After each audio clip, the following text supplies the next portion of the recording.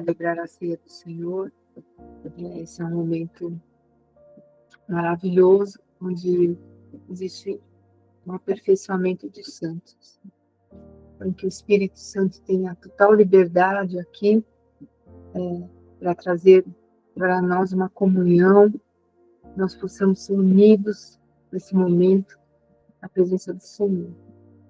E em nome de Jesus, empreendemos toda ação contrária, pedimos a tua proteção, Senhor, nessa hora. Tira todo obstáculo, Pai, que possa roubar, Senhor, nesse momento de nós. Pai. Em Marcos 12, diz assim: e no primeiro dia da festa dos pães asmos, quando sacrificavam o Pêssego, que é a Páscoa, disseram-lhe os discípulos: aonde queres que vamos fazer os preparativos para comer a Páscoa? E então, essa festa da Páscoa é uma festa de 7 dias, que chama Festa dos Pães Asmos. E ela é dividida em algumas partes. A primeira parte é a festa do Pêssego, que é a Páscoa. Então, nesse primeiro dia da festa dos Pães Asmos, Jesus deu a direção de onde eles tinham que ir. Imagina a alegria daquela pessoa para receber o cenáculo com a mesa, as cadeiras, e preparou toda a festa da Páscoa, que era do cordeiro, do pão sem fermento, das ervas amargas e do vinho, do suco da uva, né? A pessoa que preparou deve ter sido, não falo o nome dele, mas deve ter sido bom, né? Se essa pessoa, eu acho que deve ter sido legal. E aí, quando chegou na virada das 6 horas da tarde, que é quando eles comem o primeiro dia da festa dos pães asmos, que é a Páscoa, Jesus era a nossa Páscoa, é a nossa Páscoa, e naquele dia ele seria cordeiro. Então a gente pode ler lá em Marcos 12, a partir do versículo 17, Marcos escreve assim: chegando à tarde, Jesus foi com os 12, nessa sala, se sentaram ali. O verso 22 diz assim: comendo eles, tomou Jesus o pão e abençoou, o partiu e deu-lhes e disse: tomai e comei, isto é meu corpo. Tomando o cálice, dando graças, deu-lhe e todos beberam. E Jesus disse: este é o meu sangue, o sangue do Novo Testamento, que por muitos é derramado. Em verdade vos digo que não beberei mais do fruto da vide até aquele dia em que o beber de novo no reino de Deus. E tendo cantado o hino, saíram para os montes das Oliveiras. Então, a ceia, ela tinha algumas partes, essa ceia da Páscoa, e eles tomavam 4 cálices. E esses 4 cálices estão baseados em Êxodo 6, que fala assim, no versículo 6 e 7. Portanto, diz aos filhos de Israel: eu sou o Senhor, vos tirarei de debaixo da carga dos egípcios, vos livrarei da sua servidão, vos resgatarei com braço estendido e com juízos grandes, e vos tomarei por meu povo, e serei o vosso Deus, e saberei que eu, Senhor, vosso Deus, que vos tiro de debaixo das cargas dos egípcios. Então, eles tomavam 4 cálices, simbolizando esses 2 versículos, né? O primeiro cálice, eles chamavam de cálice da escravidão. Então, Jesus tomou esse cálice, que é a primeira promessa, quando fala assim: eu os livrarei dos trabalhos impostos pelos egípcios. Então, quando eles tomavam o primeiro cálice, Jesus deve ter falado, né? Eu vos livrarei dos trabalhos impostos pelos egípcios. Então, essa ceia, a primeira coisa que Jesus coloca ali, não está especificado diretamente, mas era costume deles. Então, esse momento de nós sairmos de todo o trabalho debaixo dos egípcios. Então, em nome de Jesus, quando você tomar esse cálice, você tenha certeza que você não pode estar debaixo de nenhuma obrigação, nenhuma escravidão que venha dos egípcios ou do inimigo. Então, que nesse momento o Espírito Santo toque na sua vida, se alguma coisa você está sendo escravo do inimigo, e você diga para você mesmo: não, eu não vou mais ser escravo do inimigo. Você pode orar aí, em nome de Jesus, eu saio de toda escravidão, né? O segundo cálice que eles tomaram, que Jesus também tomou, era a segunda promessa, quando Deus fala assim: eu vos libertarei da escravidão. Então diga aí: eu sou liberto de toda a escravidão, e que o Espírito Santo te traga. Se você está preso em alguma coisa, você vai orando sozinho, você fala: em nome de Jesus, eu fico livre dessa prisão, seja tristeza, seja medo, seja algum relacionamento tóxico que você tenha com alguém. Você fala assim: não terei mais esse tipo de relacionamento que está fora da palavra de Deus, né? Assim, que encaixe na presença do Senhor. E o terceiro cálice, que ele chamava o cálice da promessa, quando Jesus deve ter falado, né? Esse versículo que está em Êxodo 6, no final do versículo 6. Eu os resgatarei com braço forte e com poderosos atos de juízo. Então, quando Jesus foi para a cruz, ele fez esse ato poderoso de se entregar lá na cruz e morrer por nós. E o quarto cálice era o cálice de sofrimento, quando fala assim: eu vos farei o meu povo e serei o Deus de vocês. Então, quando Jesus toma o cálice e ele fala, ele troca a terceira promessa, né, e usa aquelas palavras que estão lá em Marcos, quando ele fala assim, deixa eu pegar aqui na minha Bíblia. Ele fala assim: este é o sangue da aliança. Ele muda a frase. Em vez de ele falar a terceira promessa, ele fala isso daqui, que está no verso 24 de Marcos 14. Isto é o meu sangue da aliança, que é derramado em favor de muitos. Então ele troca esse terceiro cálice, as palavras, e diz que ele mesmo vai ser o sangue da aliança. Então, eu não mais preciso de matar aquele cordeiro, né? Porque Jesus é o cordeiro. Então, ele mesmo diz: isso é o meu sangue da aliança, que é derramado em favor de muitos. E depois disso, aconteceram situações que o povo de Israel não conseguiu mais fazer essa celebração, essa morte do quarto cálice. O templo foi destruído e eles não conseguiram mais fazer. Mas eu creio que é porque isso é um sinal. Quando Jesus fala: eu sou o cordeiro, eu sou o sangue, então não precisa mais ter um cordeiro. E eu acho isso tão maravilhoso, esse entendimento. E aí no verso 25, quando ele fala assim: eu afirmo que não beberei mais do vinho outra vez, desse fruto da videira, até aquele dia em que beberei o vinho novo na presença do reino de Deus.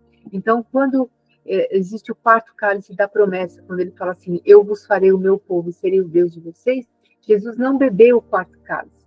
Ele encerrou ali a ceia e ele disse: eu não vou beber o quarto cálice, mas eu vou beber naquele dia quando eu beber com vocês. Então, ele está dizendo a respeito da segunda vinda, ele está dizendo a respeito do milênio.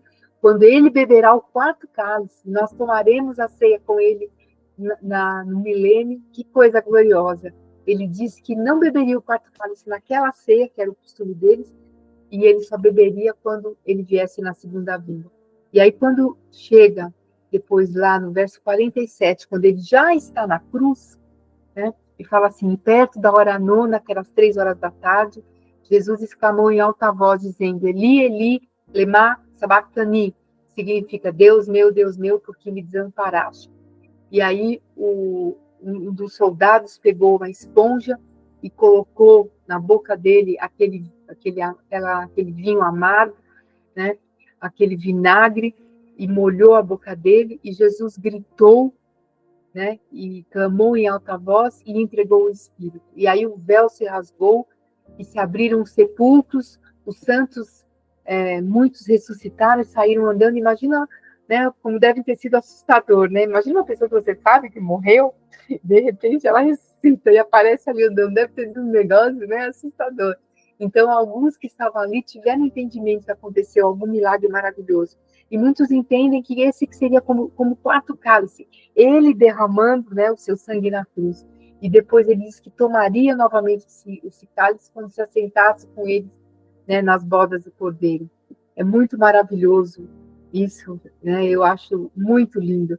E aí o centurião que estava ali, que provavelmente não era um discípulo de Jesus, mas era um centurião romano que estava trabalhando naquele dia, fazendo aquele ato da crucificação, ele mesmo disse, no versículo 54, do último livro de Marcos, vendo o terremoto que aconteceu e as coisas que haviam sucedido, que os mortos ressuscitaram, ele teve grande temor e disse, verdadeiramente este é o Filho de Deus. É muito glorioso isso. É muito glorioso que eles puderam ver com os próprios olhos. Ele entendeu que aquele era o Filho de Deus. Então, que nós possamos, nesse momento da Santa Ceia, não ser um ato mecânico, mas que você possa ter a noção, o entendimento, a visão, o seu espírito do que aconteceu, a vitória que nós tivemos, a entrega de Jesus por nós, né? Eu gosto muito desse texto de 1 Coríntios 11, eu cresci escutando isso na igreja, então, para mim é glorioso esse texto, 1 Coríntios 11, 23, quando o apóstolo Paulo fala assim, eu recebi do Senhor. Então, ele teve uma visão do próprio Jesus e recebeu dele como fazer a ceia. E vos ensinei que o Senhor Jesus, na noite em que foi traído, tomou o pão. Então, tome o seu pão, segure o seu pão, e tendo dado graças, o disse, este é o meu corpo, que é partido por vós. Fazer isso em memória de mim. Então, eles comeram o pão e para a memória de Jesus. Então, eu citei alguns detalhes sobre o dia do Pêssar, do primeiro dia da festa dos pães asmos, quando Jesus tomou os cálices, foi tomando, e ele disse, daqui para frente, vocês vão dizer, não mais esse cordeiro, não mais aquela recordação que aconteceu no Egito, mas eu trago uma nova aliança. Este é o meu corpo. E naquele momento, o pão se tornou o corpo de Cristo. Então, que o Senhor tome esse pão, tome esse suco da uva, limpe de toda a contaminação desde a hora que foi iniciado sua preparação, até agora que chegou nas nossas mãos, e ele seja santificado ao Senhor. Então, tome o pão na sua mão, olhe para ele e pense que Jesus disse, partiu o pão e disse, porque o corpo dele foi partido, tomai e comei, isto é o meu corpo que é partido por vós, fazei isso em memória de mim. E semelhantemente, depois de cear, ele tomou o cálice e disse, este é o cálice do Novo Testamento do meu sangue, fazei isso todas as vezes que beberdes em memória de mim. Porque todas as vezes que comerdes esse pão e beberdes este cálice, anunciai a morte do Senhor até que ele venha. Portanto, qualquer que comer este pão ou beber o cálice do Senhor indignamente, será culpado do corpo e do sangue de Jesus. Examine-se, pois, o homem a si mesmo, e assim coma deste pão e beba deste cálice. Eu vou fazer uma oração agora. Senhor, te agradeço por esse pão, te agradeço por esse suco da uva, que simbolizam o teu sacrifício na cruz. Te agradecemos, Senhor, porque Jesus trouxe uma nova aliança naquele dia. Ele mesmo disse, essa é a nova aliança, é o novo testamento que eu faço. Eu creio, Senhor, que esse pão e esse vinho é como se ele entrasse, eu peço que ele entre no nosso DNA, que ele se junte, aquelas duas hastes do DNA, e faça ter uma terceira haste, que é a tua presença, Senhor, dentro do nosso DNA. Eu te peço, Senhor, que toda virtude, todo o poder que está contido na carne, que está contido no sangue de Jesus, entre no nosso DNA e nos leve, Senhor, a uma cura de toda a doença, Senhor, de toda a raiz de câncer, que venha trazer, Senhor, uma imunização contra qualquer doença, contra qualquer praga, contra qualquer coisa criada e enviada, Senhor, por qualquer pessoa, seja por comida, seja por ar, seja por água, seja por vírus, seja por bactéria. Eu te peço, Senhor, que haja uma imunização em nós, porque nós santificamos esse pão e esse vinho, e ele é o corpo de Jesus, ele entra no nosso DNA, e que nós sejamos imunizados de qualquer doença, Pai. Eu te peço que haja essa fusão do teu espírito, do nosso espírito, que nós estejamos ligados do trono teu, Senhor, até o ponto que a gente não possa saber onde termina, onde se inicia o teu espírito e termina o nosso. Senhor, que o nosso espírito seja fundido com o teu, Senhor, e te peço que o Espírito Santo de Deus assuma totalmente o controle do nosso corpo, da nossa alma, do nosso espírito, para que nós sejamos a ti, Senhor. Nós pedimos perdão, Senhor, pelos pecados, transgressões, iniquidades, tudo que fizemos, tudo que falamos, tudo que pensamos, tudo que sentimos, tudo que te entristeceu, tudo que te decepcionou. Que seja em nós sejamos limpos, arranca de nós, Senhor, toda a ira, toda a inveja, toda a contenda, toda a maldade. Arruma, Senhor, toda a murmuração, Pai, toda a chucarrice da fofoca, todo orgulho, toda arrogância, pensamentos, desejos, Senhor, sentimentos impuros, nos limpa, Senhor, de tudo que nos aparta de ti, Senhor. Nos limpa agora, arranca do nosso DNA a semente de pecado, Pai. Tudo que germinou, todo fruto, Senhor, maligno, destrua agora, pelo nome e pelo sangue de Jesus. E nós queremos comer da tua carne, beber do teu sangue, conforme o Senhor nos ordenou. Senhor, nós não somos dignos, Senhor, de participar, mas por causa, Senhor, do teu sacrifício na cruz, nós participamos. Forma uma terceira haste no nosso DNA, nos liga a ti, Senhor, e nos imuniza, Pai. Eu creio, Senhor, que toda maldição é cancelada, que toda célula cancerígena é destruída. Nós cremos, Senhor, que a virtude e o poder que estava na carne e no sangue do DNA de Jesus esteja agora em nós, seja fundindo em nós, e nós cremos, Senhor. Então, tome agora os elementos, o pão, Senhor. Toma agora, meus irmãos, o pão e o vinho, e comamos e bebemos. Primeiro o pão, tendo dado graça, repartiu e disse: tomai e comei, isso é o meu corpo, que é partido por vós, fazei isso em memória de mim. Então tome o pão agora e coma na memória do Senhor, em nome de Jesus. Aleluia, Senhor. Glorificado seja o teu nome. Obrigado, Senhor, pelo pão. Obrigado, Senhor. Obrigada, Senhor, pelo pão. Eu te adoro, Senhor, engrandeço o teu nome. Da mesma maneira, depois de comer o pão, tomou o cálice e disse: tomai e bebei, este é meu sangue que é partido por vós. Então, conforme a oração que fizemos, eu creio que esse cálice nos dará total imunização de qualquer praga, de qualquer doença, e nós recebemos a cura no nosso corpo. Eu creio que recebemos a saúde para vivermos e cumprirmos o propósito que o Senhor tem para nós. Esse propósito nós vamos cumprir e vamos deixar esse legado para os nossos filhos. Tome o cálice aí e beba, em nome de Jesus.